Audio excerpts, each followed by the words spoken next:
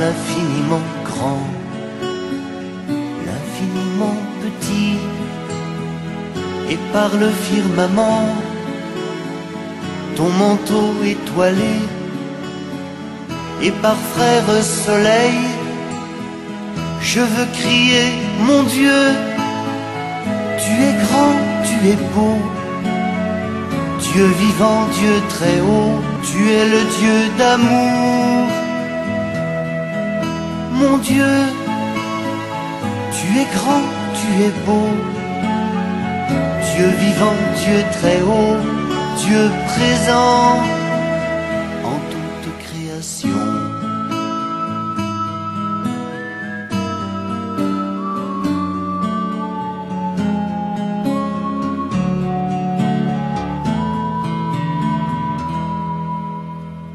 Par tous les océans et par toutes les mers, par tous les continents et par l'eau des rivières, par le feu qui te dit comme un buisson ardent, et par l'aile du vent, je veux crier, mon Dieu, tu es grand, tu es beau, Dieu vivant, Dieu très haut, tu es le Dieu d'amour. Mon Dieu, tu es grand, tu es beau, Dieu vivant, Dieu très haut, Dieu présent en toute création.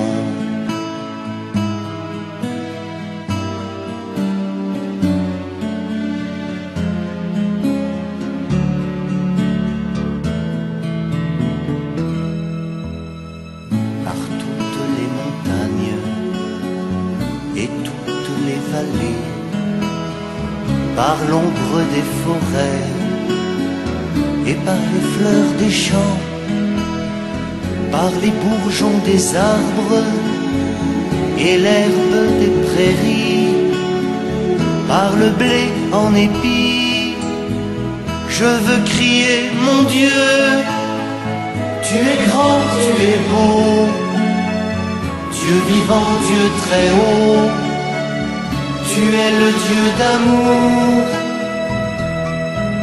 Mon Dieu, tu es grand, tu es beau, Dieu vivant, Dieu très haut, Dieu présent en toute création.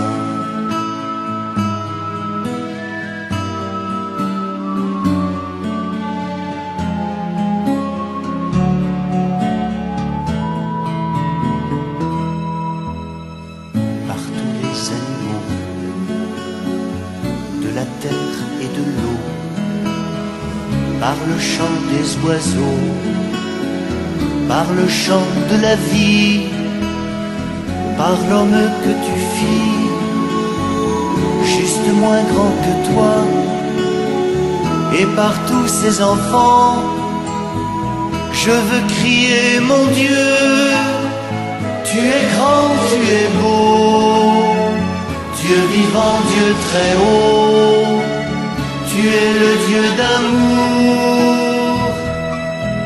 Mon Dieu, tu es grand, tu es beau, Dieu vivant, Dieu très haut, Dieu présent en toute création.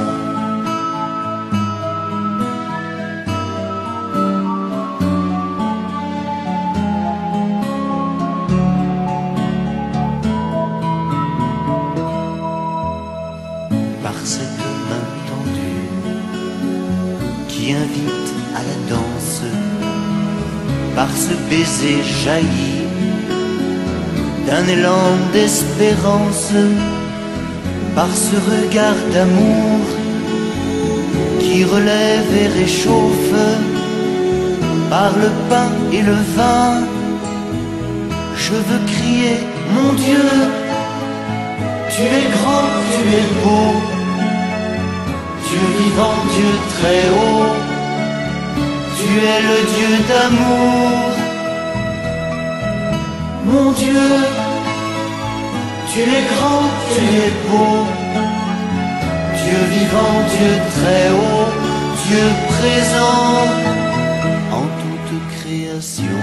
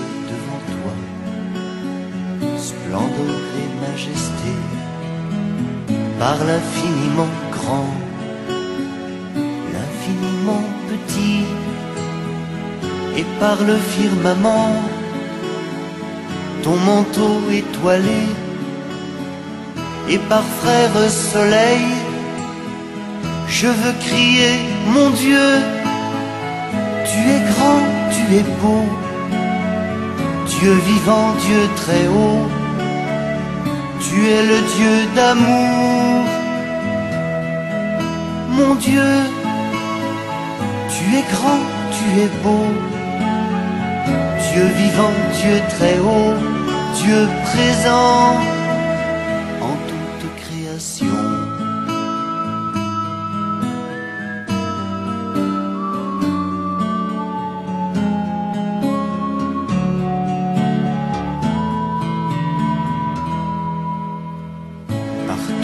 Océans et par toutes les mers, par tous les continents et par l'eau des rivières, par le feu qui te dit comme un buisson ardent, et par l'aile du vent, je veux crier, mon Dieu, tu es grand, tu es beau, Dieu vivant, Dieu très haut, tu es le Dieu d'amour. Mon Dieu, tu es grand, tu es beau, Dieu vivant, Dieu très haut, Dieu présent en toute création.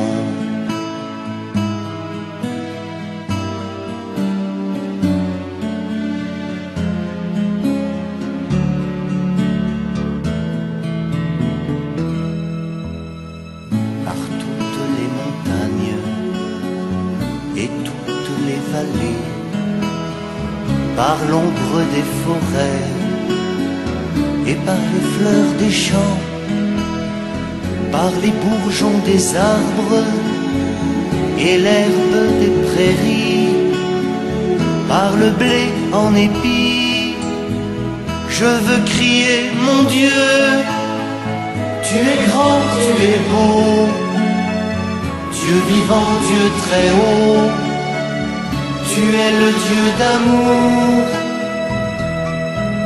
Mon Dieu, tu es grand, tu es beau, Dieu vivant, Dieu très haut, Dieu présent en toute création.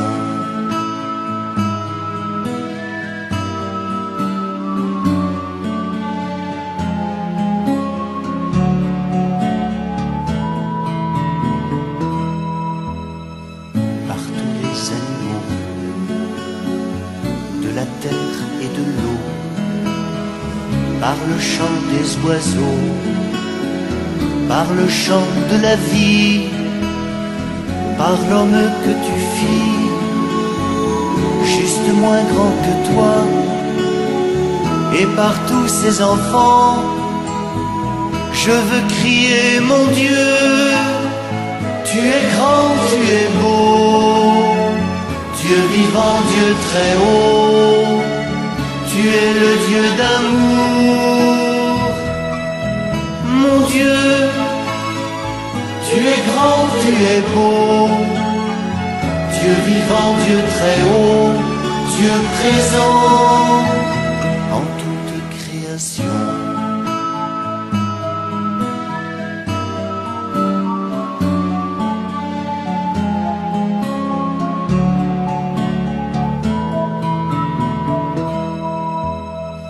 Par cette main tendue qui invite à la danse, par ce baiser jailli d'un élan d'espérance, par ce regard d'amour qui relève et réchauffe, par le pain et le vin, je veux crier, mon Dieu, tu es grand, tu es beau, Dieu vivant, Dieu très haut, tu es le Dieu d'amour. Mon Dieu, tu es grand, tu es beau, Dieu vivant, Dieu très haut, Dieu qui invite à la danse, par ce baiser jailli d'un élan d'espérance, par ce regard d'amour qui relève et réchauffe, par le pain et le vin, je veux crier, mon Dieu, tu es grand, tu es beau, Dieu vivant, Dieu très haut, tu es le Dieu d'amour. Mon Dieu, tu es grand, tu es beau, Dieu vivant, Dieu très haut, Dieu présent en toute création.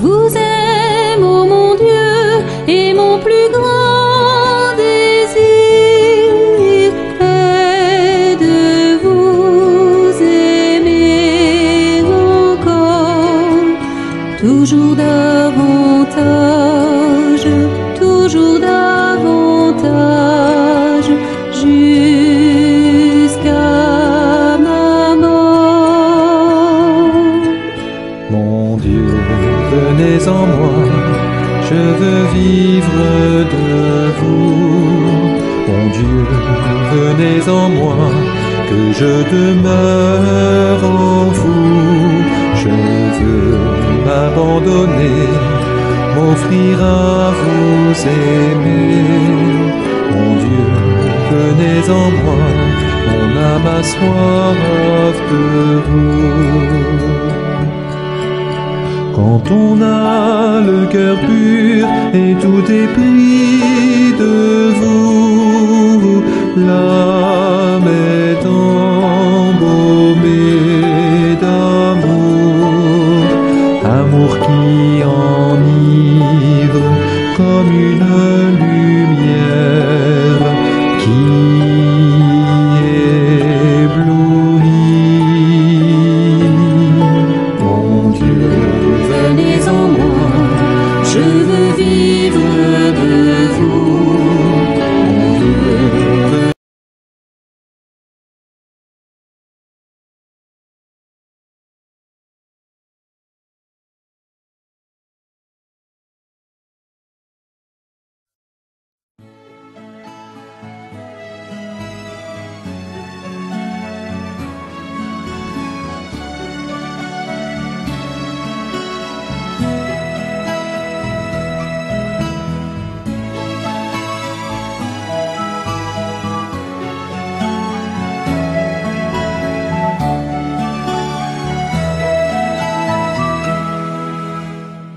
par les cieux devant toi, splendeur et majesté, par l'infiniment grand, l'infiniment petit, et par le firmament, ton manteau étoilé, et par frère soleil, je veux crier, mon Dieu, tu es grand, tu es beau, Dieu vivant, Dieu très haut, tu es le Dieu d'amour.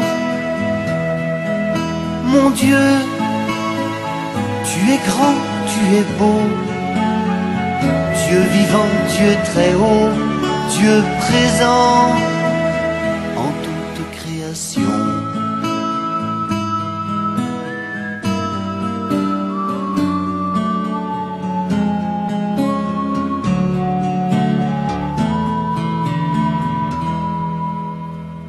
Par tous les océans et par toutes les mers, par tous les continents et par l'eau des rivières, par le feu qui te dit comme un buisson ardent, et par l'aile du vent, je veux crier, mon Dieu, tu es grand, tu es beau, Dieu vivant, Dieu très haut, tu es le Dieu d'amour.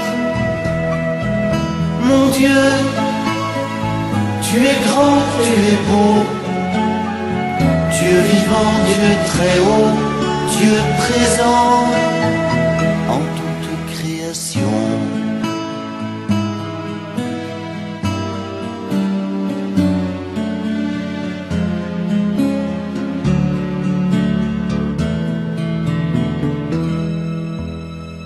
Par toutes les montagnes et toutes les vallées, par l'ombre des forêts et par les fleurs des champs, par les bourgeons des arbres et l'herbe des prairies, par le blé en épis, je veux crier, mon Dieu, tu es grand, tu es beau, Dieu vivant, Dieu très haut, tu es le Dieu d'amour. Mon Dieu, tu es grand, tu es beau, Dieu vivant, Dieu très haut, Dieu présent en toute création.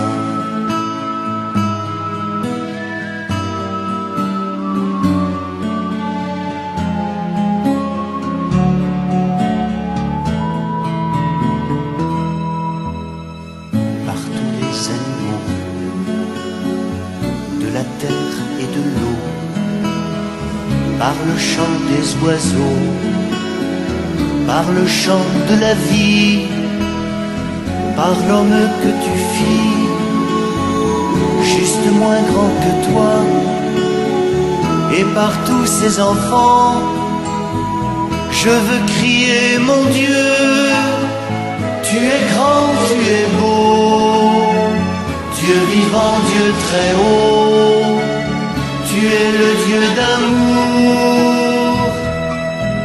mon Dieu, tu es grand, tu es beau, Dieu vivant, Dieu très haut, Dieu présent en toute création.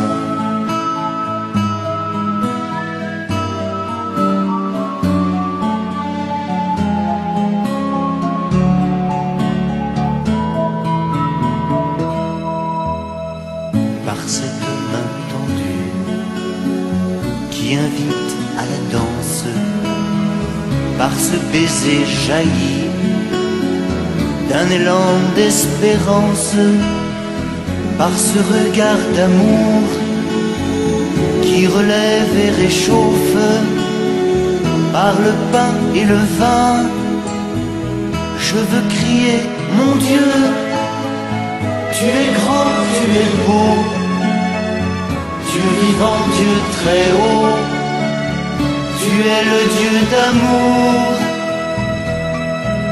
mon Dieu, tu es grand, tu es beau, Dieu vivant, Dieu très haut, Dieu présent en toute création.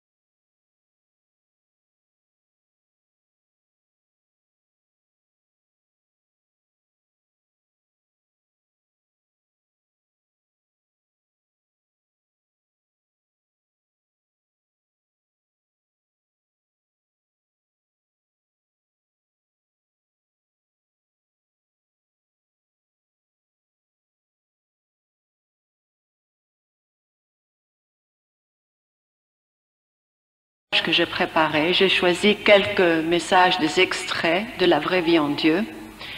J'aimerais vous dire en quelques minutes les derniers voyages que j'ai faits, juste pour vous informer.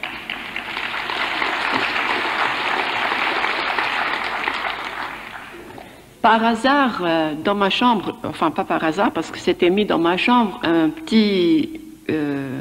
une petite brochure préparée par Hollande, je pense, et j'ai ouvert et je tombe sur ces paroles quand Jésus disait en 1985, je pense, c'est assez tôt, quand il a dit « Même les étrangers, même ceux-là ont écouté ma voix et compris mes paroles. » Vous savez, le Seigneur, quand on lit la vraie vie en Dieu, on trouve beaucoup de prophéties. Prophétie, c'est-à-dire, il dit des choses, on ne les voit pas tout de suite, et puis après, en les relisant, avec tout ce qui s'est passé pendant ces 13 ans, et presque 14 ans maintenant, on voit que tout ce qu'il a dit se réalise. Et il me faisait comprendre que même des gens qui n'ont jamais su qui est le Christ, qui ne sont pas donc chrétiens, voudront, dans notre époque, écouter sa parole. Et qui fait cette action-là? C'est l'Esprit Saint. C'est ça l'Esprit Saint. C'est l'Esprit Saint qui œuvre actuellement. Et en deux mots, je veux vous dire que on parle d'une nouvelle Pentecôte, on parle d'une deuxième Pentecôte. Eh bien, il ne faut pas attendre le jour de cette nouvelle Pentecôte ou deuxième Pentecôte, parce qu'elle a déjà commencé. Dieu parle très fort, avec des symboles qui sont très forts. Et même dans la Sainte Écriture, quand il y a des expressions comme les étoiles vont tomber sur la terre, et les secousses, c'est les expressions de Dieu.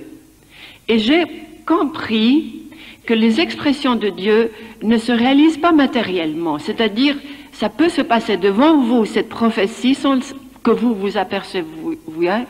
Pourquoi? Parce que c'est presque naturel la chose qui passe, si vous comprenez. C'est que, par exemple, il parle de cette deuxième Pentecôte, puis la nouvelle époque qui va venir, qui sera pleine d'Esprit Saint, donc il y aura le feu purificateur qui va venir donc. Mais je ne comprenais pas tout à fait comment ça va se passer. Est-ce que ce serait un jour de deuxième Pentecôte, que tout le monde simultané va parler avec des langues, vont chanter, vont prophétiser? C'est quoi au fond cette deuxième Pentecôte? Que même le pape Jean XXIII priait beaucoup sur une deuxième Pentecôte pour renouveler l'Église.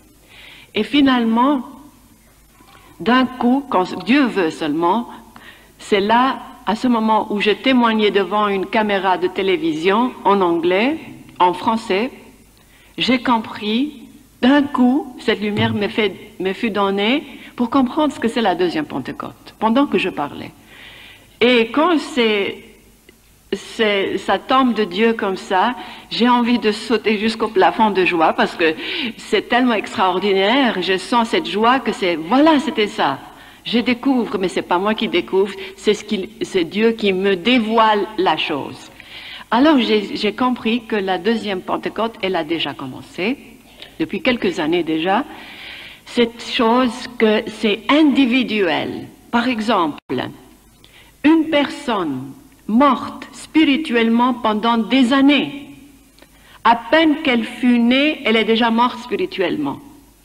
Pendant des années.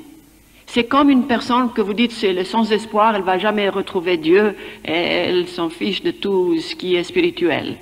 Tout d'un coup, qu'est-ce qui se passe? C'est l'Esprit Saint, elle entend un mot, ou bien elle lit une phrase, c'est l'Esprit Saint qui la soulève, elle la ressuscite spirituellement, et puis tout d'un coup, comment est-ce qu'on voit la différence d'une personne qui pratique, qui était toujours pratiquante, et puis fidèle tout le temps, et cette personne qui est ranimée par l'Esprit Saint? C'est que ces personnes qui sont ranimées de nos jours sont pleines de feu ardent de l'Esprit Saint. Ils deviennent témoins, ils sont zélés pour la vraie vie, pour Dieu, et ils font que ça, c'est-à-dire aller témoigner, et ils mettent Dieu devant toute autre chose. Et c'est comme s'ils sont une nouvelle personne. Et ce feu tient toujours, c'est-à-dire il est en eux, ardent, et ils sont des témoins et des apôtres des derniers temps. Ils deviennent des apôtres des derniers temps. Et maintenant, comme je voyage beaucoup, je vois cette ferveur, je vois, quand on découvre Dieu, c'est la nouvelle Pentecôte, c'est la deuxième Pentecôte individuelle en chacun. Et ça se multiplie, et ça multiplie, et ça va jusqu'aux bouddhistes maintenant. Et j'ai passé par le Bangladesh. Il y avait 5000 personnes dans la réunion. 5000 personnes où il y avait la moitié plus des musulmans. Et qui écoutaient ce message divin, ce message, un appel d'amour, un appel pour l'unité, un appel pour la réconciliation. C'est l'appel le plus fort dans la vraie vie en Dieu, réconciliation. Sans la réconciliation, il n'y a pas de l'unité et ça montre que l'amour manque. Mais Dieu, comme il est tout miséricordieux, il nous donne, à travers les messages de la vraie vie en Dieu, les premiers pas, comment obtenir cette réconciliation. C'est par le repentir. Car le repentir, quand on se repent, le fruit du repentir, c'est l'amour. Et donc, avec l'amour, on peut tout faire, réconcilier. Et on sait bien que autant qu'on est divisé, ce n'est pas selon la pensée de Dieu. c'est contre. C'est le démon, le diviseur qui nous tient divisés. Alors la réaction des bouddhistes était extraordinaire. Je parlais de la Sainte Vierge, les messages aussi de la Sainte Vierge. J'ai parlé de Jésus, son amour. J'ai parlé de la Trinité. J'ai tout dit comme il fallait. Et j'attendais leur réaction. Alors il est venu le abbot, qu'on appelle là-bas, le bonze, pour remercier. Il a dit au début, on ne m'a pas tout dit ce qu'il a traduit, mais en un mot on m'a dit, et vous l'aurez dans un journal, tout son témoignage, parce qu'on a la vidéo, et on a pris son témoignage, on a tiré son témoignage. Il a dit, voilà que nous, on a invité une chrétienne ici parmi nous, pour nous donner un message chrétien. Tout ce que Jésus dit sur l'unité, l'amour et tout ce qu'il parle, déjà nous, on le vivait. C'est-à-dire, c'était sûrement par l'Esprit Saint. Mais il faut déjà un pas vers le christianisme pour découvrir la Trinité. Et donc ça, c'était un triomphe de Jésus, je pense, au Japon cette fois-ci, car si eux déjà acceptent les messages de la vraie vie en Dieu, que c'est une spiritualité trinitaire, il y a beaucoup d'espérance. Et chaque fois, pour le Japon, et chaque fois que je vais au Japon, je trouve des personnes qui sont prêtes à se baptiser. Ils étaient des païens, même pas bouddhistes, rien du tout, et voilà qu'ils deviennent chrétiens. Et il y a constamment des conversions vers le christianisme au Japon. Et ça, c'est grâce à l'Esprit Saint, de nouveau.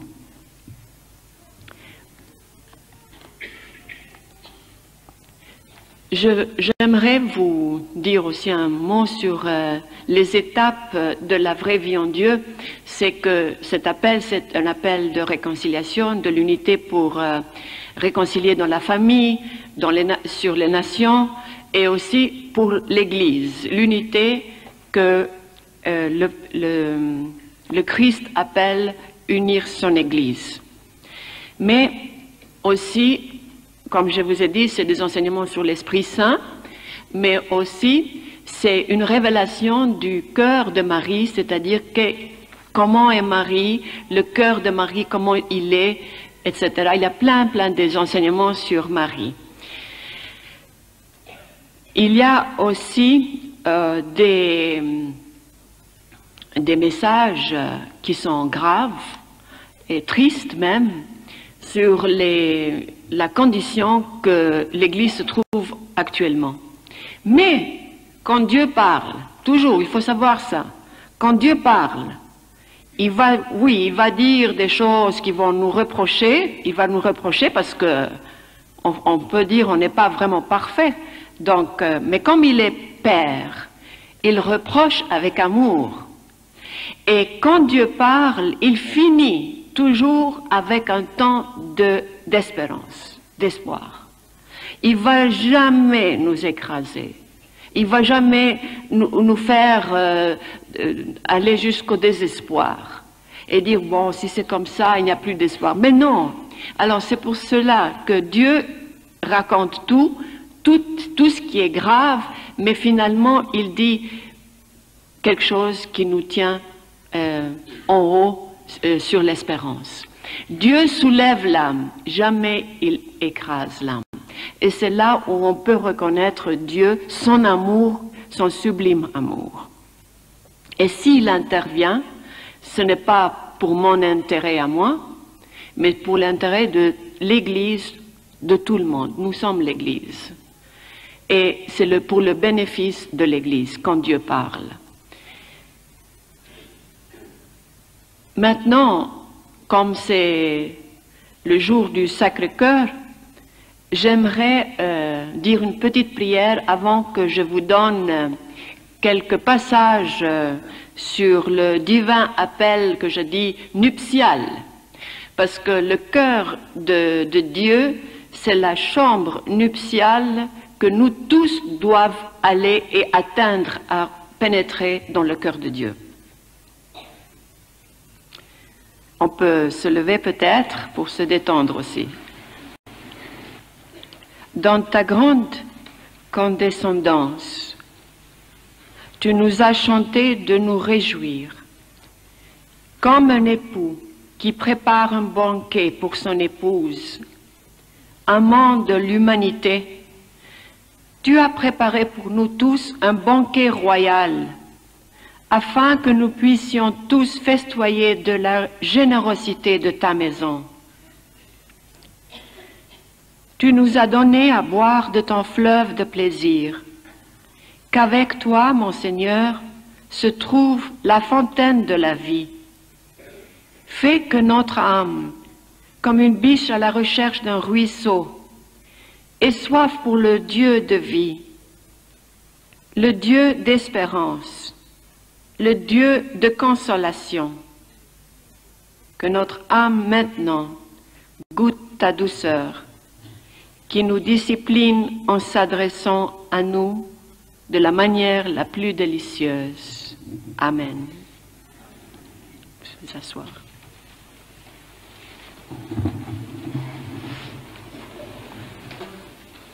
Quand j'étais au Japon, il y a là-bas, à Tokyo, dans l'université de Sofia, un professeur, père jésuite, qui s'appelle le père Valera. C'est un théologien vraiment très de haut niveau. Et parfois, je dis souvent, même quand il parle, je ne comprends rien. C'est un langage qui me dépasse.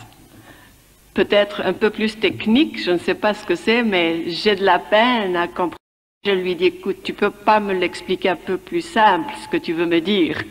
Alors il se répète. Et une fois, il me disait ceci, que c'est extraordinaire ce qu'il a découvert dans la vraie vie en Dieu. Je lui dis quoi? Il me dit, la lectura divina que nous avons perdue. Alors je dis, mais c'est quoi cette lectura divina?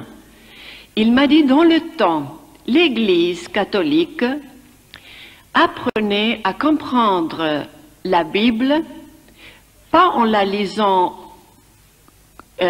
seulement en la lisant et comprenant ce que vous lisez dans un passage, mais en prenant différents passages et les mettre ensemble pour faire une explication. Et ce que Jésus m'a fait, et il nous enseigne, parce que si vous lisez la vraie vie en Dieu, par exemple,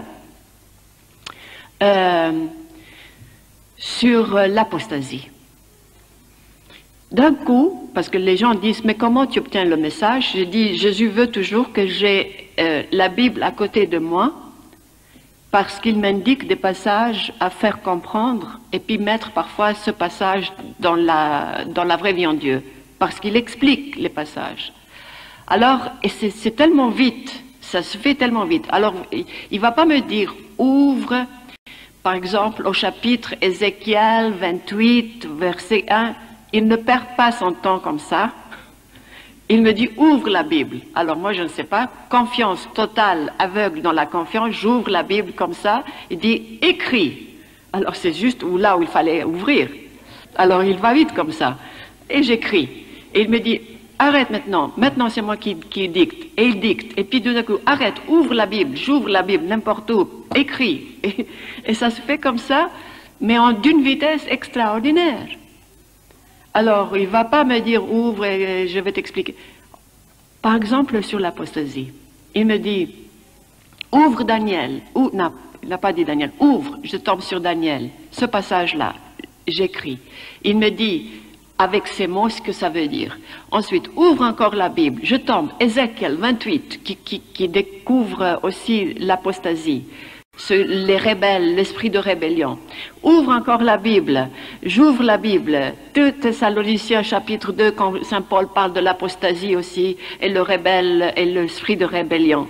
Encore, ouvre la Bible, Apocalypse, etc.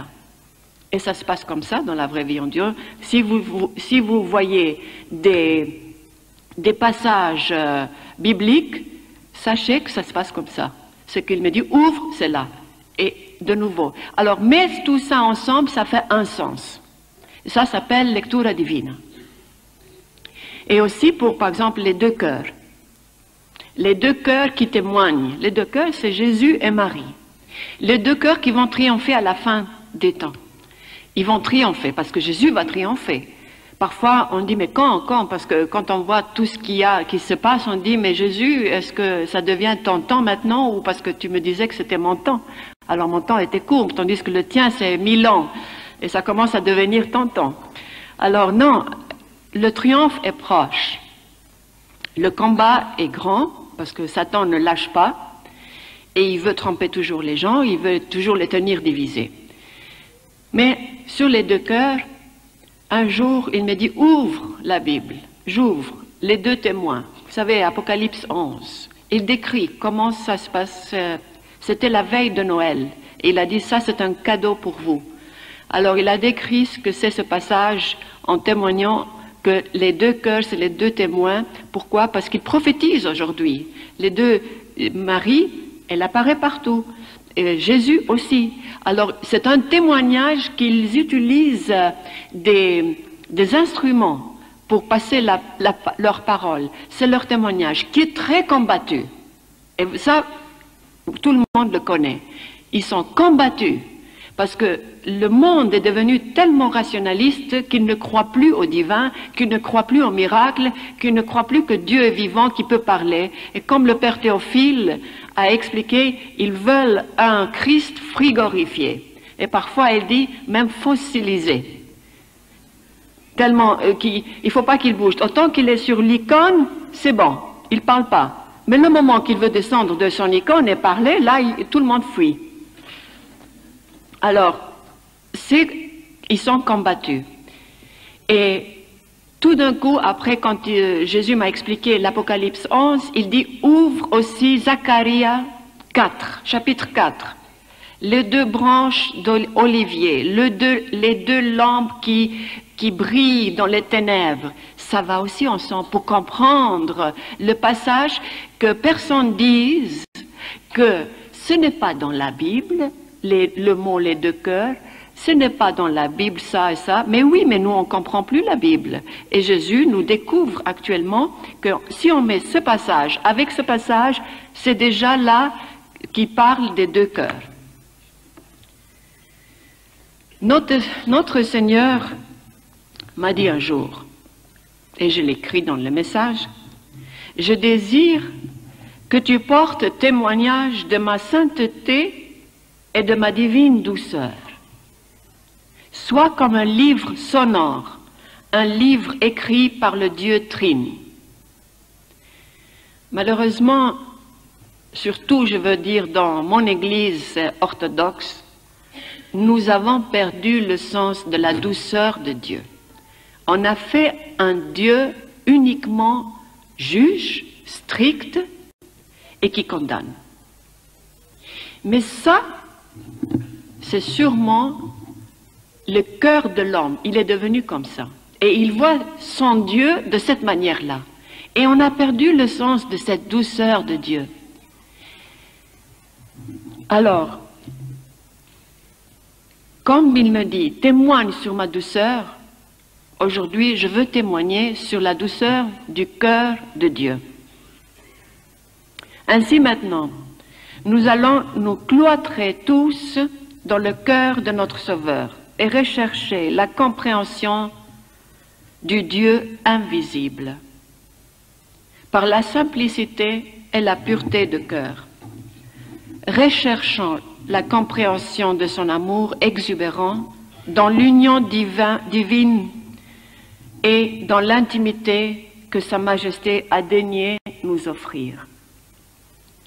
En nous abandonnant complètement à lui, essayons de comprendre ce que Dieu entend lorsqu'il parle de sa douceur.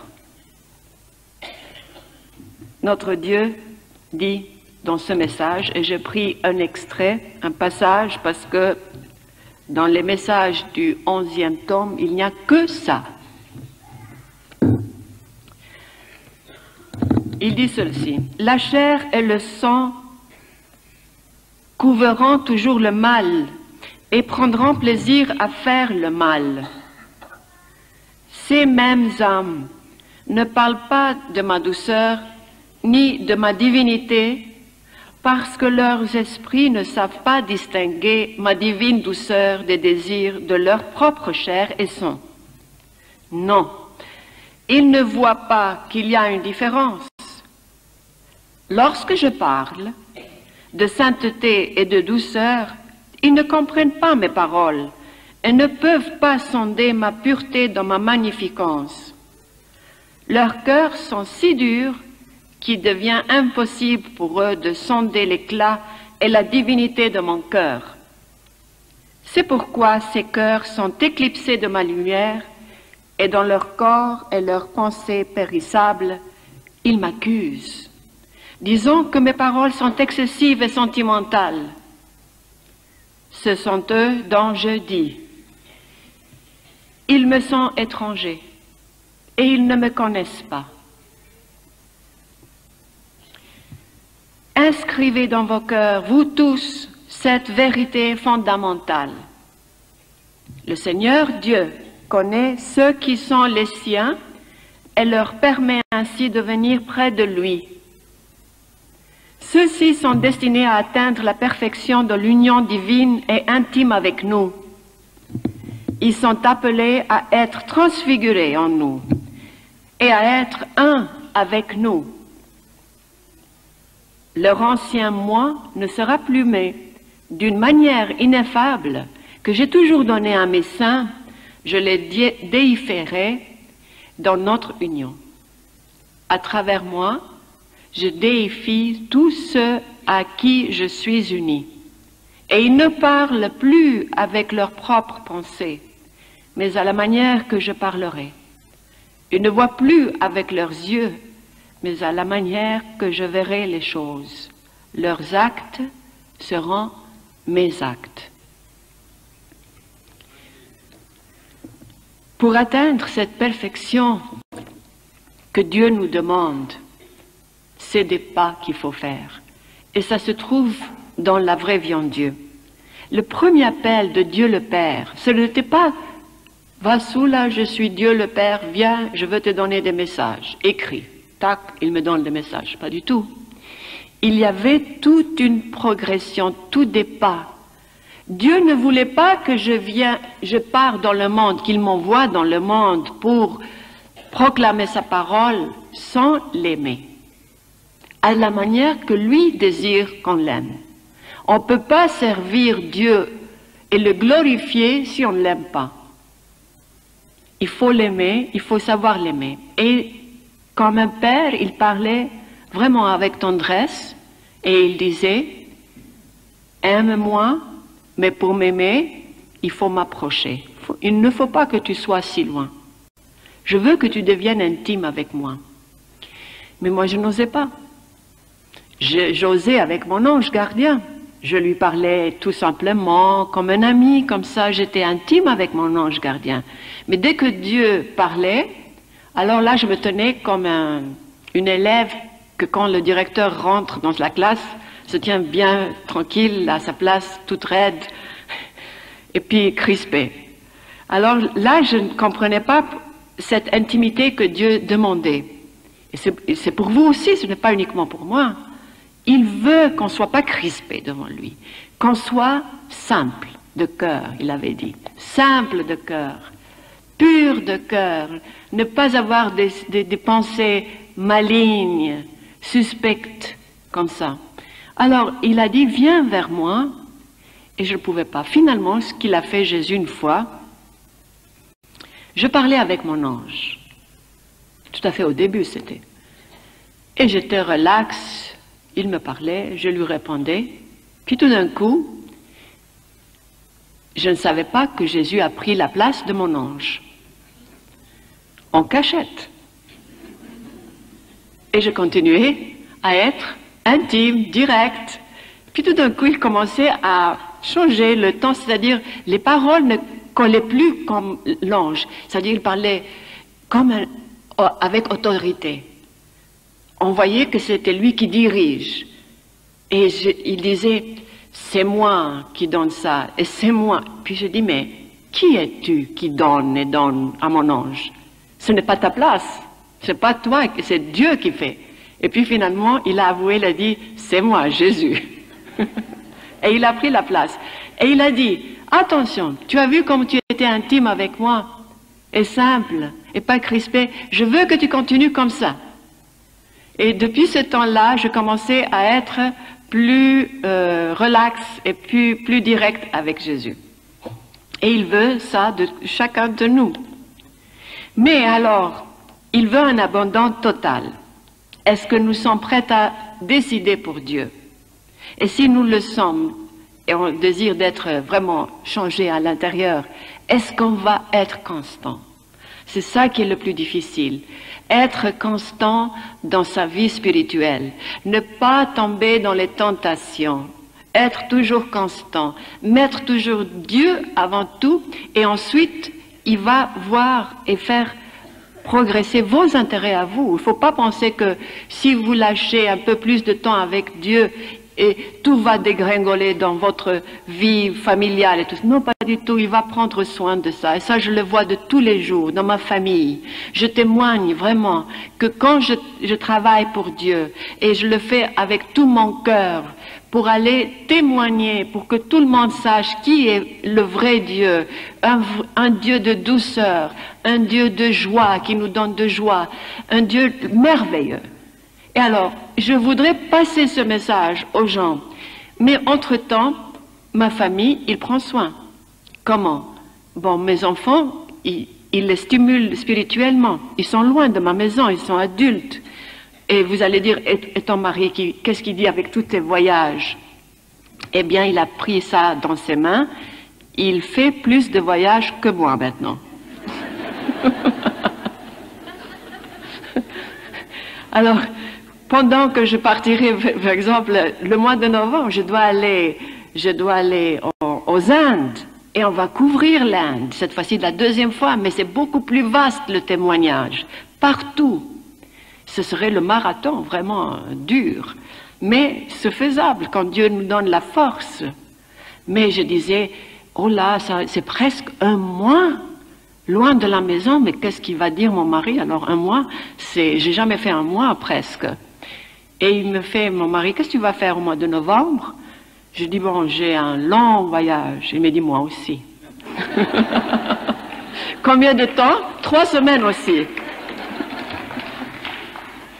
Alors, c'était même 2 jours plus tard que je pars, lui, il part. On va revenir en même temps. Alors, quand je vous dis vraiment sérieusement que Dieu fait attention à vos intérêts, quand vous travaillez pour Dieu et vous sacrifiez pour Dieu, il va faire attention à vous aussi. Et si vous êtes prête à vous décider pour Dieu, vous obtiendrez vraiment cette joie unique que personne ne peut vous donner. Et vous allez la sentir dans votre cœur. Vous allez dire, bon, toi, Vasula, c'est facile parce que tu l'entends avec un charisme spécial. Et nous? Mais je sais que vous aussi, vous pouvez obtenir une joie que vous n'aviez pas avant. Et cette joie peut durer quelques secondes, parfois ça vient, et puis ça part. C'est là la présence de Dieu qui vous rappelle, il fait comme ça dans votre cœur, je suis là, dedans, et il vous donne cette joie. Quand je parle de la douceur, il faut pas, quand je parle de la douceur à travers la vraie vie en Dieu, c'est qu'il ne faut pas oublier les psaumes. Parce que si vous lisez les psaumes, vous comprendrez la douceur de notre Dieu. David en parle constamment, car il a goûté à la divine douceur de notre Dieu. Dans l'un des nombreux passages, David déclare que la douceur du Seigneur soit sur nous. Et parfois il dit, la parole de Dieu, c'est plus doux que le miel.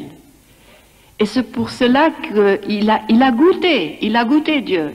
Et je voudrais que vous aussi, vous goûtiez Dieu, parce que c'est vraiment la douceur. Si nous voulons vraiment progresser spirituellement et suivre Jésus, qui est la voie, pour devenir unis à lui, nous devons savoir que plus nous devenons effacés pour Dieu, plus complètement nous serons unis à Dieu et plus grandes seront ses œuvres en nous. Il peut œuvrer si vous lui donnez la liberté. Et si vous le bloquez, alors là, c'est comme si vous lui liez les mains. Qu'est-ce que c'est que être effacé? Et que signifie mourir à nous-mêmes? À quoi devons-nous renoncer? Un complet détachement est exigé. Pour cela, nous devons nous ouvrir à la grâce et mourir immédiatement à notre volonté et à toutes nos passions qui nous retiennent prisonnières dans ce monde. Voici ce que Dieu a dit dans un de ses messages. Laisse-moi libre de détruire toutes les impuretés et imperfections qui me défient, afin de te préparer à cette union parfaite. J'ai besoin de te purifier et d'orner ton âme. Permets à mon esprit d'augmenter en toi et à mon feu divin de gronder dans ton âme. Tu seras fondu sous l'action de mon feu divin. Chaque petite impureté sera assiégée par ma pureté et annihilée, et ma lumière continuera à briller en toi, et mon esprit coulera dans ton esprit comme un fleuve. Ici, dans ce passage, Dieu parle des impuretés et des imperfections que nous avons. Ces deux choses sont déjà des obstacles à la sagesse divine, qui veut couler en nous comme une rivière pour nous donner le bonheur. Mais l'âme est généralement inapte à recevoir la sagesse divine. Aussi, lorsque Dieu dit dans son message que pour vous préparer à une parfaite union, il devra fracasser toutes vos imperfections et vos impuretés, dans ce seul acte, l'âme devra passer par le feu et par des effets terriblement douloureux. C'est une purification. Quand on passe par cette purification, on devient transparente. Au commencement de cet appel divin, lorsque cela m'est arrivé, et je passais par plusieurs, je ne peux pas dire que je passais par une purification. Chaque quelque temps, une nouvelle purification qui me faisait vraiment terriblement mal. J'ai senti mon âme brûler et être remuée. Dans ma grande souffrance, je demandais une fois, « Jésus, que m'as-tu fait ?» Et il m'a répondu d'une manière calme et détendue, « J'ai seulement pris ton cœur. » C'était ça. C'était dit d'une manière que c'est tout à fait normal. Nous avons en nous-mêmes des blocs durs comme le roc, qui ferment l'entrée au flot divin du Saint-Esprit.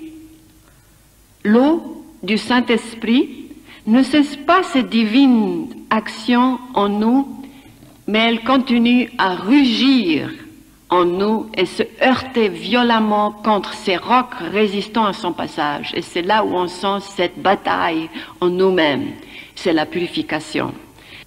Vous avez appris que la lampe de votre corps, c'est votre œil. Et c'est ce qu'il est, parce qu'un œil malade n'a pas la vision, et n'a qu'obscurité. Tandis qu'un œil sain illumine la vue. Je suis cette lampe, et quiconque m'a en lui recherchera les véritables vertus, et non les vices. Je suis la vraie lampe de votre corps qui remplit votre corps tout entier des trésors et des splendeurs de notre royaume. Ces trésors et ces splendeurs sont les vertus. Là où est la lumière, il y a la vertu. Là où est l'obscurité, il y a le vice. Ne te trompe pas en t'accrochant à ce monde mourant, mais sois-moi fidèle, et tu vivras avec moi dans l'amour. Aime la vertu. Ici, et dans plusieurs passages, Dieu nous exhorte à le suivre et à parfaire notre union avec les trois personnes divines. Car en rendant parfaite notre union avec la Sainte Trinité, nos pensées, nos actes et nos dires seront en totale harmonie avec la divine volonté de Dieu, puisque tout sera réglé et ordonné par l'amour. Dans cette union divine, tout ce qui appartient à la Trinité appartiendra à celui qui est uni à eux. Lorsque l'âme s'est donnée elle-même à la volonté de Dieu, l'esprit ne contient alors rien d'autre que Dieu, et notre vie sera transformée en une prière incessante. Et nous nous tiendrons devant Dieu avec un esprit pur. Dans mes autres réunions que j'ai faites, je parlais beaucoup de la prière incessante. Je veux dire un mot sur cette prière incessante pour ces personnes qui n'ont jamais entendu ce que c'est. Un jour, Jésus vient et me demande, je veux que tu pries sans cesse. Et là, j'ai bousculé un petit peu, j'ai dit, c'est pas possible. Je suis à la maison, j'ai le ménage, j'ai mes fils à prendre soin, il faut que je les aide avec les devoirs. Comment est-ce que je peux faire prier sans cesse? Il me laissait parler, Jésus. Il me regardait, il était presque, il voulait rire, je ne sais pas, il me regardait avec des yeux comme si, mais qu'est-ce qu'elle raconte celle-ci? Puis finalement il me dit, ah Vasula, comme j'ai pitié de toi. Ça dit, j'ai rien compris. Il me dit, tu n'as rien compris. Ce n'est pas la prière que tu penses qu'il faut que tu sois sur tes genoux 24 heures sur 24 heures. La prière incessante, c'est une prière contemplative qui n'a pas de parole, c'est le cœur qui parle.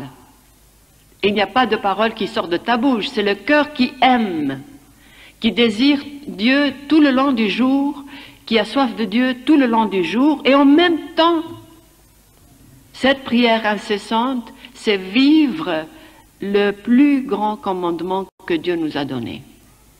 C'est ensemble, tous les deux. Et alors, si on se donne ici complètement à Dieu, on vivra, pas seulement en Dieu, mais une prière incessante. Notre vie, ce sera une prière incessante. Parce que tout le long du jour, vous allez penser à Dieu et quand vous avez des amis, vous allez parler que de Dieu. Et j'entends des groupes comme ça, ils parlent que de Dieu. Alors, ils vivent déjà cette chose qui s'appelle la prière incessante. La pureté dans l'âme aussi est essentielle afin que cette union divine soit réalisée entre le Créateur et la créature. Alors, il faut passer par cette purification qui fait mal, mais ça vaut la peine. En étant ainsi liés à Dieu, et en vivant sous sa lumière et en lui, nous comprendrons mieux la volonté de Dieu. Et Dieu, il ne va jamais vous casser. Il ne va pas faire plus que ce que vous pouvez faire. Et j'ai expliqué une fois, l'exemple que j'ai eu, c'est remplir un verre jusqu'en haut. Cette taille-là, il y a un verre, et il y a un autre verre plus grand, et un verre, disons, plus petit. Pourvu que ça soit plein, c'est OK pour Dieu. Mais si, par exemple, ce verre qui est moyen, c'est à moitié vide, Dieu n'est pas content. Il faut que ça soit plein, c'est-à-dire la capacité. Il n'a pas fait tout le monde pareil. Quelqu'un peut donner plus à Dieu qu'un autre. Mais ne soyez pas déprimés disant « Ah, cette personne, elle donne autant, mais moi je ne peux pas arriver parce que j'ai ma famille, j'ai des gosses, je ne peux pas faire autant de prières comme elle. » Mais il faut être dans le calme, dans la paix. Vous faites ce que vous pouvez et Jésus fait le reste. Pourvu que vous faites sincèrement ce que vous pouvez jusqu'au maximum. Quand on va comprendre la volonté de Dieu et on va être transparent après cette purification de notre âme, nous pourrons alors dire on marche avec Dieu. Marcher avec Dieu, c'est être dans cet état. Durant toute notre vie, Dieu ne cessera jamais de nous appeler à partager la béatitude de la Sainte Trinité. Il invite chacun de nous à entrer dans la vraie et unique connaissance de leur déité vivre une vraie vie en Dieu. Si nous acceptons, nous parviendrons à un état très proche de l'état de béatitude, parce que l'union à laquelle Dieu nous appelle à avoir avec lui aujourd'hui ressemblera à l'union qu'ont les âmes qui voient Dieu dans le ciel. Dans un message, notre Seigneur nous décrit cet état-là. Et c'est vrai que vous pouvez obtenir cette grâce si vous décidez pour Dieu. Il dit dans ce message, « Et bien que tu seras toujours parmi les hommes, ton esprit sera dans le ciel. Et bien que ton corps se mouvra toujours parmi les hommes, ton âme et ton esprit seront comme ceux des anges, marchant dans les cours de notre royaume, marchant parmi les anges. Je t'apprendrai à vivre en nous, à te mouvoir en nous et à respirer en nous. Je t'enseignerai que nous sommes la vie et qu'en nous, tu ne cesseras pas d'être. » Et plus tard dans les années, le Père a dit presque la même chose, mais il a amplifié ce passage-là. Un temps viendra, et cette heure est proche, où, bien que vous serez encore parmi les hommes, votre esprit sera dans le ciel, glorifiant notre sainteté trinitaire. Et tandis que votre corps se mouvra parmi les hommes, votre âme et votre esprit, capturés dans ma volonté, remplis de la noblesse de ma lumière, seront comme ceux d'un ange. Et vous vous trouverez à marcher dans l'Éden, dans le paradis, parmi mes anges et mes saints, parce que votre union avec moi sera complète. Et nous nous réjouirons de nous voir en vous. Vous aurez l'image du Dieu jamais vu. En vous, nous contemplerons le ciel. Ce passage nous rappelle les mots du Christ qu'il veut transformer notre âme dans un ciel pour que notre image intérieure soit son image et que vous savez que Dieu aime se voir et se contempler en vous. Il se réjouit à se voir en vous. Et pour arriver pour cela, à ce point-là, d'abord il faut mourir à soi-même et laisser l'Esprit Saint agir en nous. Et comme Jésus avait dit plusieurs fois, ce qui nous rappelle ici les mots du Dieu le Père, c'est une transformation va se passer en nous. Et on va devenir comme le ciel, un Éden, un paradis pour Dieu, à l'intérieur. Ce passage nous rappelle les mots du Christ qu'il veut transformer notre âme dans un ciel, pour que notre image intérieure soit son image, et que vous savez que Dieu aime se voir et se contempler en vous. Il se réjouit à se voir en vous. Et pour arriver pour cela, à ce point-là, d'abord il faut mourir à soi-même et laisser l'Esprit Saint agir en nous. Et comme Jésus avait dit plusieurs fois, ce qui nous rappelle ici les mots du Dieu le Père, c'est une transformation va se passer en nous. Et on va devenir comme le ciel, un Éden, un paradis pour Dieu, à l'intérieur de nous-mêmes. Ce serait, comme je vous ai dit, après avoir reçu l'Esprit Saint, votre deuxième Pentecôte en vous. Dans cette deuxième Pentecôte, tout se transforme en vous.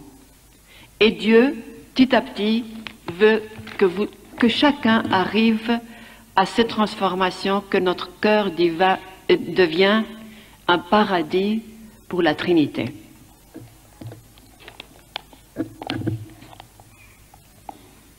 Jésus parle encore ici de cette seconde Pentecôte et Je vais aller plus loin dans ce passage parce qu'il y en a pas mal de messages à communiquer avec vous.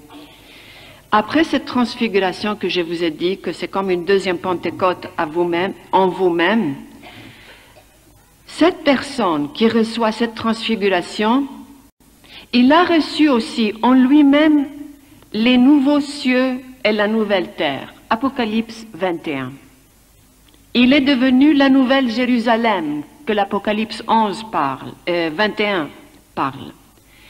Venant du ciel, cette nouvelle Jérusalem, d'auprès de Dieu, puisqu'il est maintenant comme une belle épouse, toute parée pour son époux. Dans cet état où sera l'âme, l'époux qui est notre Créateur portera son épouse dans la chambre nuptiale qui est son cœur. Et notre Seigneur dira, « Maintenant, viens, entre dans ta demeure permanente, la chambre nuptiale de mon cœur, où ton roi attend de se réjouir en toi et toi en lui. Viens, mon ange et mon épouse, j'ai hâte de te revêtir de mon nom avec ma présence même. » Cette personne qui va être transfigurée dans cet état-là, tout de suite, le Seigneur l'invite dans son cœur, à vivre dans ce cœur qu'il appelle la chambre nuptiale. Cette personne deviendra aussi un apôtre. Il sera envoyé dans le monde entier, c'est-à-dire à la capacité de la personne, spécialement là où fleurissent l'hérésie et l'iniquité et le vice, afin qu'ils pratiquent leur apostolat. Remplie de zèle, cette personne, et d'amour pour la maison de Dieu, que l'amour divin a uni dans une union inséparable avec lui, ils traverseront même le feu pour gagner des âmes pour Dieu, ayant réalisé la valeur de chaque âme. Le zèle pour la maison de Dieu les dévorera. Gagner une âme pour notre Seigneur surpasse toutes les autres services qu'on peut rendre à Dieu. Une fois, il m'avait dit cela, si tu gagnes une âme et tu la ramènes vers moi, c'est le plus haut service que tu peux faire pour moi, ton Dieu. Ça dépasse tout autre service que tu peux faire pour Dieu. Le Sacré-Cœur parle des richesses continuellement de la vraie vie en Dieu. Il nous invite tous à partager ces richesses. De toutes les richesses divines que contient son cœur, la plus grande et la plus élevée est la possession de Dieu lui-même. Comme Dieu le dit dans un message, « Venez me saisir, venez me posséder. » Et voici un autre extrait aussi que j'ai pris du Sacré-Cœur. Mon Sacré-Cœur est comme un parterre de roses choisies. Mon Sacré-Cœur est plein de bienveillance. Il est comme un puits de vie. Tournez vos yeux vers mon Sacré-Cœur et son éclat remplira votre nuit obscure de la plénitude du jour.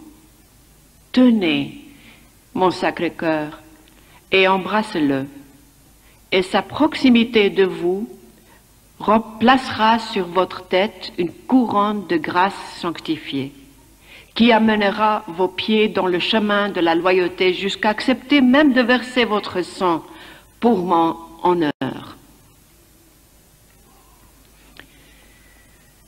Quand il y a des autres passages qu'il appelle à le saisir et à le posséder, comme il explique ici, c'est la plus grande richesse qu'il peut vous offrir de son Sacré-Cœur. C'est l'union totale, l'union divine totale, complète, parfaite. Nous voyons ici aussi que le Sacré-Cœur peut puissamment nous transfigurer pour que nous devenions loyaux et zélés, et même verser leur sang, notre sang pour lui. Un jour, Jésus nous a dit, « M'embrasser c'est embrasser ma croix. Et maintenant, laisse-moi insuffler en toi mes paroles divines. Je t'ai dit que lorsque tu m'embrasses ma croix.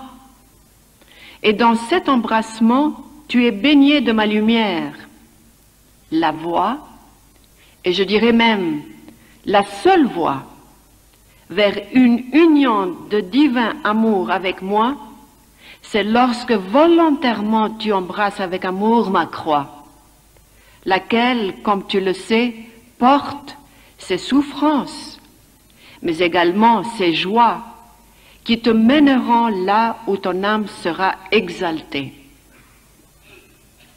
La preuve que quelqu'un est uni et un avec moi, formé en moi et soudé à moi, et lorsque ton cœur est également greffé à ma croix, avec tout ce que cela comporte. Celui qui est convaincu qu'il m'appartient doit comprendre qu'il appartient également à ma croix.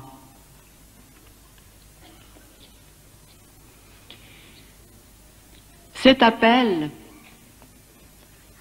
c'est un appel à Jésus lui-même, mais en acceptant Jésus, on accepte sa croix. Et il m'a donné comme une vision. Comme il était devant, il apparaissait intellectuellement à l'intérieur de moi-même, une vision intellectuelle, et je l'ai vu devant. Et il a ouvert ses bras, et il me dit, viens, comme s'il venait, viens vers moi, embrasse-moi, c'était de le tenir. Quand je l'ai tenu, j'ai vu, au lieu, c'était pas lui, c'était une croix que j'avais embrassée, une grande croix. Alors c'est la même chose, on ne peut pas séparer la croix du Christ. Dans le message plus bas, Dieu insiste pour que nous transformions nos vies en une prière continuelle, mais aussi de ne jamais céder, c'est-à-dire être constant. Parce qu'il y a bien des gens qui retournent vers Dieu, tout allumés, tout zélés, et puis petit à petit, le monde les reprenne en arrière. Et au lieu d'avoir fait quelques pas en avant, ils ont reculé, ils ont fait quelques pas en arrière. Et c'est la prière qui va vous tenir dans le même niveau et même augmenter. La Vierge, une fois, elle a dit, votre arme, c'est la prière. Il n'y a rien d'autre, c'est uniquement la prière. Mais ce n'est pas seulement cet appel-là pour s'unir à Dieu. Il y a des autres choses que Dieu nous demande ici. Qu'à la fin de nos jours, on va être jugé selon la grandeur de l'amour qu'on avait sur la terre. On va être jugé selon l'amour qu'on avait sur la terre, et c'est ce qui est très important, c'est vivre toujours dans l'amour de Dieu sur la terre. Dans un message que je vais partager avec vous, Dieu dit ceci, « Sers la cause du bien, soulage les opprimés, ne fais de mal à personne, mais aimez-vous et aidez-vous les uns les autres. N'afflige pas, ni ne harcèle la veuve, ni ne montre de dureté envers l'orphelin. Pratique le bien et ne sois pas comme les scélérats et les méchants qui ruinent leur âme en ruinant les désarmés. » Vous voyez, ça c'est des actes d'amour. Et il faut continuer toujours dans ces pas d'amour. L'amour unit l'âme à Dieu. Et plus l'amour devient puissant, plus profondément l'âme pénètre Dieu. Dans une union aussi profonde, nous parviendrons à connaître la volonté de Dieu. Alors, comme il le dit, toi qui es entré dans les délices de notre sainteté trinitaire et qui est arrivé à comprendre notre tendre affection et notre amour infini, nous nous réjouissons que tu aies accepté volontairement que nous déposions notre œuvre sur toi, devenant désormais un autel vivant, augmentant notre joie. Nous t'avons converti et amené à contempler une contemplation sponsale dans l'union intime de notre unicité. L'amour de Dieu est une flamme ardente qui ne permet à aucune pensée charnelle ou terrestre de nous traverser. Celui qui a fait l'expérience de cet amour aura soif de cet amour jour et nuit, infatigablement, et sera attiré vers lui dans son ardent amour. Dieu n'est pas compliqué, mais nous, on le complique. Dieu est simple. Il veut que vous faites seulement quelques pas en avant. Et à ce moment, quand vous allez faire cet effort-là, à dire vraiment, sincèrement, oui, je veux faire, je veux être transformé, je veux obtenir cette douceur de Dieu, je veux faire un pas vers toi, mon Dieu. Et si vous le faites, si vous montrez que vous voulez le faire, Dieu, comme il est roi et assis sur son trône, il va voir son enfant partir en petits pas vers lui, il va se lever. Il va enlever sa couronne même, et il va courir vers vous pour vous soulever et vous mettre sur son cœur. Dieu n'est pas insensible. C'est un cœur le plus sensible qui existe dans votre imagination. Il ne peut pas être insensible dans votre effort. Dans un message le plus récent du Seigneur, quand il parle des épousailles spirituelles dans la Trinité, nous ne devons pas oublier que le Père, qui est notre Créateur, est également notre époux spirituel. Si vous lisez Isaïe 54, verset 5, vous allez voir que dans ce passage, Dieu est décrit comme ceci. Dieu, le Créateur, est votre époux. Yahweh Sabaoth est son nom. Jésus également est notre époux spirituel. Et le Saint-Esprit également. Dans ses plus récents messages, la Sainte Trinité nous traite comme leur épouse. Nous sommes l'Église, et l'Église est l'épouse de Dieu. Dans un long message venu du Père, et j'ai pris un extrait simplement, il dit ceci. Moi, Yahweh, ton Créateur, je suis marié à ma création. Je suis l'époux de chacun. Jour et nuit, continuellement tu trébuches création, en poursuivant les ombres, et tu n'as même pas une seule fois essayé de pénétrer dans ce mystère. J'ai regardé mes semences et je me suis demandé, que dois-je faire d'elles? Elles sont retranchées dans leur duplicité. Comment dois-je faire pour que tous ceux-là qui ne peuvent distinguer leur main droite de leur main gauche comprennent que je suis leur époux et que tout ce que je veux d'eux est l'amour, non le sacrifice, la connaissance de mon cœur, non les holocaustes, ni les festivals solennels. Et puis d'une voix, je peux dire avec plein de douleur, j'ai entendu et il disait ceci. Oh, ma maisonnée royale, tu as troqué ta gloire contre la honte. Viens à moi, mon cœur est comme une lampe à tes pieds, et de mes lèvres humides de grâce et couvertes de la rosée de la divinité, coulent des fleuves de grâce et d'incessants appels de miséricorde. Cet appel du Père éternel et du Fils aussi, il y a des appels pareils, du Saint-Esprit, Il se révèle comme l'époux.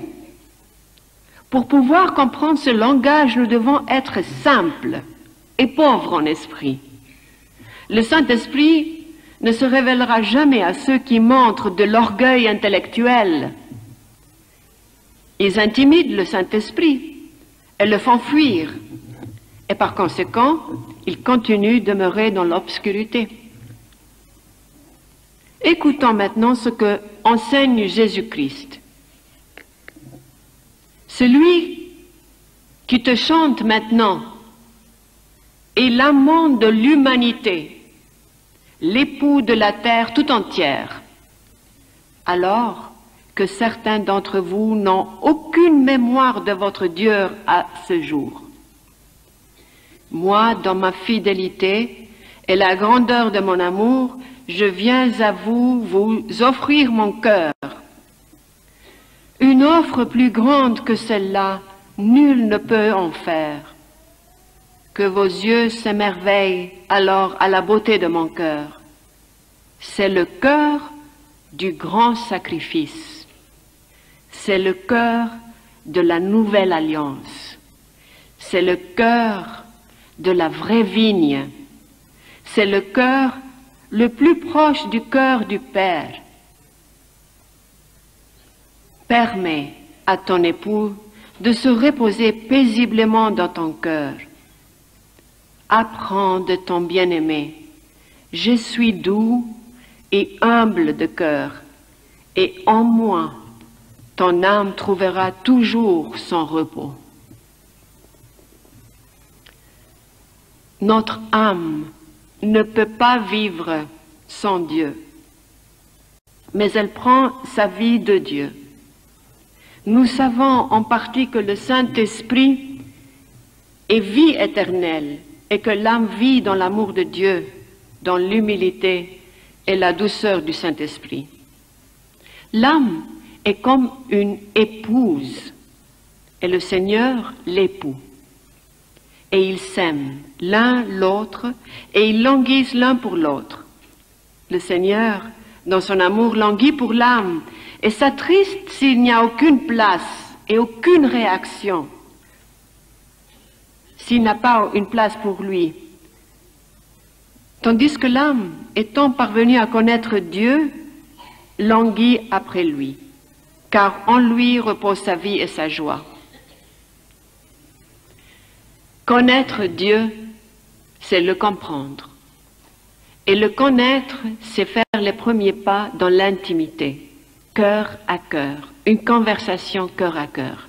C'est la chose la plus importante dans notre vie, parce que nous pouvons parler de Dieu tout le long de notre vie, prêcher de Dieu et connaître Dieu uniquement à travers les livres des théologiens. Pas plus, ça ne suffit pas. Connaître Dieu dans l'intimité, dans votre cœur, c'est avoir déjà fait une expérience avec Dieu, une expérience spéciale. Et une fois qu'on obtient cette grâce à connaître Dieu, le comprendre, c'est le trésor, c'est la perle, c'est tout ce qu'on peut obtenir. C'est le trésor que Jésus parle dans ses paraboles et la perle qu'on obtient. On veut plus rien parce qu'on a obtenu et on possède Dieu et on a laissé Dieu nous posséder. Et de cette manière, on est unis et on devient une pensée avec Dieu et nos actes deviennent ses actes et les paroles, nos paroles deviennent ses paroles. Ce n'est plus nous. Et c'est pour ça qu'il a expliqué dans ses messages que pendant que votre esprit sera toujours, que vous-même vous serez toujours sur la terre parmi les hommes, votre esprit déjà marche dans le ciel. Et vous êtes comme si vous êtes détaché, mais détaché d'une manière belle parce que vos pensées, votre esprit sera tellement uni avec Dieu que vous vivrez le ciel sur la terre, déjà. Et c'est là où Dieu veut amener tout le monde. Merci.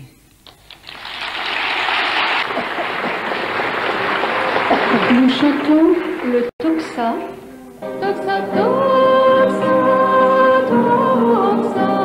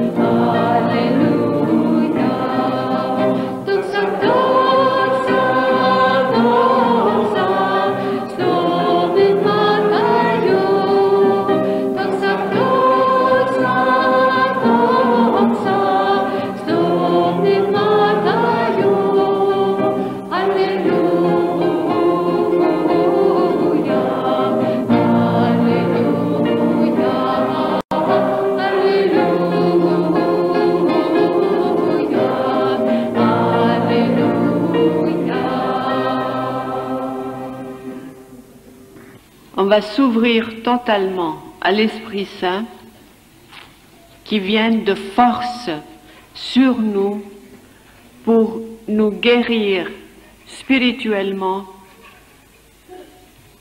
nous donner la paix, nous renforcer notre amour, nous raviver. C'est aussi une prière pour guérison physique, s'il y a des maux. Alors, on va se lever tous, et il y a 2 prières à l'Esprit Saint. Une prière pour demander les dons, et vous savez que dans le baptême on reçoit quand même les dons, les 7 dons de l'Esprit Saint, mais il faut demander à l'Esprit Saint pour nous les ranimer, si vous voulez. Et l'autre prière de l'Esprit Saint, c'est une délivrance, pour la délivrance et de guérison. Seigneur est source de vie, action somptueuse et divine. Vous pouvez dire après moi. Seigneur est source de vie, action somptueuse et divine, du corps mystique du Christ qui est l'Église, lumière de notre âme, dispensateur des dons, révélateur du mystère filial. Visite notre pauvre âme pour l'enrichir de tes dons, afin que nous puissions être transfigurés en ta bonté et ta bienveillance. Nous te demandons, en te suppliant, de nous couvrir de tes richesses avec tes 7 dons, afin que notre cœur soit embrasé de ton feu ardent. Amen. Ô toi qui écoutes ma prière, béni sois-tu mon Seigneur, béni soit ta bienveillance, qui nous attire dans ton cœur, pour nous sauver et nous libérer. Dieu, tu es notre salut. Nos richesses, notre vue et notre vie. Toi qui journellement enchantes notre âme et réjouis notre cœur de ta présence. Permets-nous de profiter de ta présence. Nous te demandons, Jésus-Christ, en ton nom, la paix, l'intégrité, l'amour et un esprit de pardon.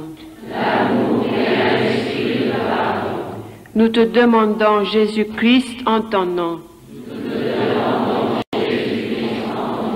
de nous guérir de nos iniquités et de nos vices. Guéris-nous, Seigneur, par la puissance de ton Saint-Esprit. Guéris-nous spirituellement.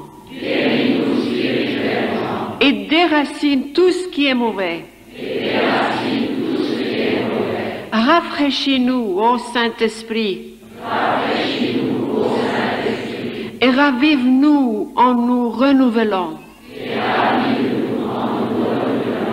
Jésus-Christ, en ton nom, nous te demandons de nous guérir de toute maladie spirituelle, psychique ou physique, et de tout ce qui trouble notre âme. Qu'avec amour, chaque fibre de notre cœur proclame ta gloire.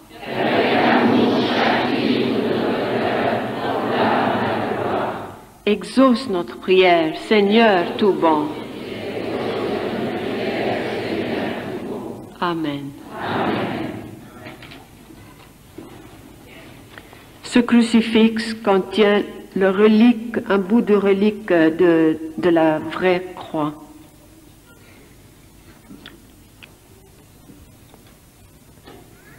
Que Yahweh te bénisse et te garde, que Yahweh fasse rayonner sa face sur toi et te soit gracieux, que Yahweh te montre sa face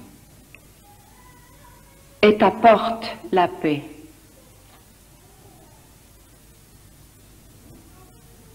Amen.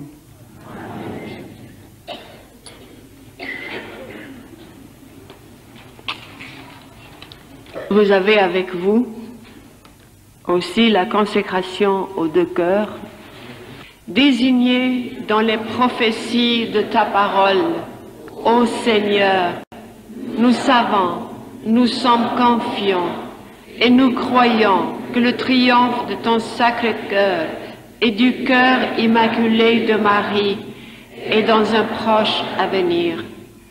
Aussi, nous venons humblement nous consacrer nous-mêmes, nos familles et notre pays à vos deux cœurs sacrés. Nous croyons qu'en vous consacrant notre pays, l'épée ne sera plus levée, nation contre nation, et qu'il n'y aura plus de préparatifs de guerre.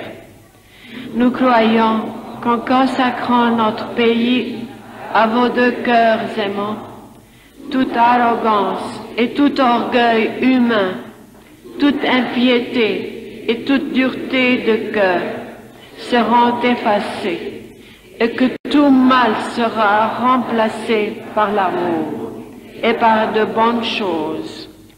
Nous croyons que vos deux cœurs saints, maintenant, ne résisteront pas à nos soupirs et à nos besoins, mais dans leurs flammes aimantes, ils nous entendront et ils viendront à nous pour guérir nos plaies profondes et nous apporter la paix.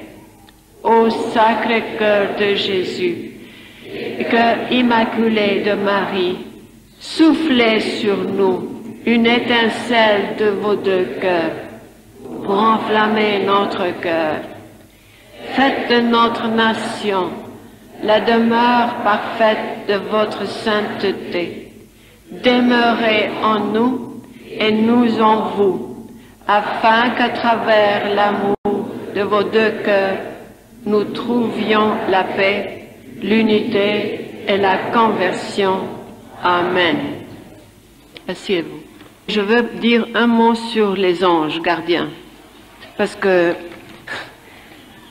il y a longtemps que je n'ai pas parlé des anges gardiens, alors il y a quelqu'un qui me pousse. Chacun a une personne qui est l'ange gardienne et qui vous garde.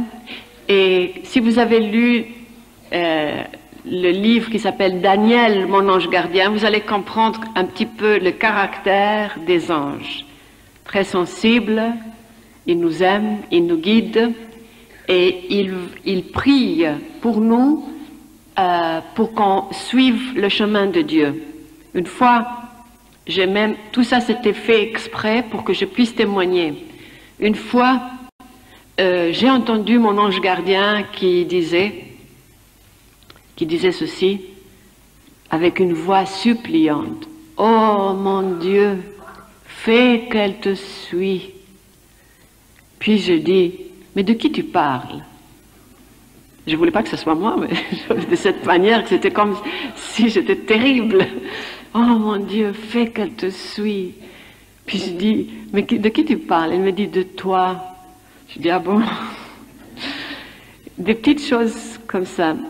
Et une fois, j'avais appris que le pape Jean XXIII, qui parlait des anges, disait que n'oubliez pas d'envoyer votre ange gardien si vous avez besoin de quelque chose d'une personne, par exemple, il y a une situation qui est très difficile et vous devez faire face à cette personne pour discuter. Et vous avez le trac parce que vous avez l'impression que ça va tout mal passer. Et alors, il nous dit, le pape, envoyez votre ange gardien avant que vous êtes là-bas, qu'il parle à l'ange gardien avec celui qui va parler avec vous, et qu'il lui ouvre son esprit, qu'il a un esprit plus gentil. Et ça marche toujours. Si vous envoyez votre ange gardien, tout le chemin se facilite, et puis tout est calme, et tout marche bien. C'est toujours un succès. Et avec cette leçon-là du pape Jean 23, quand j'étais invitée en Russie, je n'étais pas invitée pour témoigner, mais j'étais invitée par quelques pèlerins pour être ensemble avec eux, tout à fait au début de la chute du communisme. Alors Jésus m'a dit, oui, ça vient de moi cette invitation, mais ce n'est pas que un témoignage, donc que tu témoignes, tu fais une réunion. Alors j'ai compris que c'est uniquement à suivre les pèlerins et visiter la Russie. Mais quand j'étais là-bas, il y avait un père catholique que je connaissais depuis longtemps et qui habite la Russie à Moscou, qui fait des œuvres de charité. Et il m'a dit, Vassoula, ce soir, je vais te prendre avec moi à Saint-Pétersbourg, parce que là-bas, il y a une réunion écuménique et j'aimerais bien que tu entends ce qu'ils disent, les personnes qui parlent de l'unité, écuménisme. Alors, je suis allée avec lui dans la réunion et après, à la fin, l'organisatrice, c'était une dame qui était à côté du père qui parlait sur l'écuménisme. Elle a dit à l'assemblée, si quelqu'un veut venir là-haut pour témoigner 8 minutes, il peut venir. N'importe quoi ce qu'il veut dire. Elle a laissé libre le chemin. Et selon le prêtre que j'étais avec, cette personne me connaissait des écrits, donc elle ne suivait pas tellement, mais elle savait que j'avais quelque chose. Alors, pour ne pas être insensible vers elle, le père lui a fait une petite note, lui a passé la note, comme quoi vous permettez à Vassoula aussi de témoigner les 8 minutes, parce qu'il y avait du monde qui montait pour témoigner. Et tout de suite, elle est devenue toute raide, elle écrivait, et la réponse était non, carrément non. Et lui, il a dit, oh, encore, il insistait de nouveau, puisque vous donnez la liberté à tout le monde, elle aussi c'est une personne, elle peut aller témoigner 8 minutes. Il insistait, il envoie, la réponse de nouveau, non. Ah, je dis, maintenant c'est le tour des grandes forces là. J'appelle mon ange, je lui dis, tu vas aller, mais pas seulement toi seul, tu vas aller avec tous les autres à côté de toi, les autres anges, on a besoin d'une armée pour la fléchir.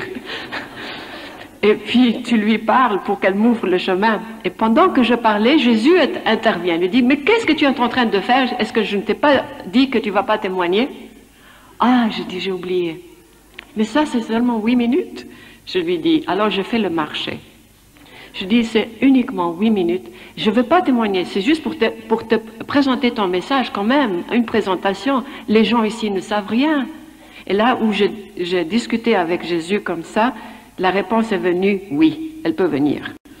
Alors, ça c'était parce que les anges ont intervenu. Jésus n'était pas tout à fait d'accord, il me rappelait, ah, il ne fallait pas. Oui, mais c'est pas tout à fait ça, c'est qu'on va présenter uniquement ton message. Et il était d'accord, alors il a laissé le chemin libre. Et je suis montée et on m'a donné 13 minutes. Alors. Aux anges gardiens, elle ne l'utilisait pas seulement uniquement pour les places de parc.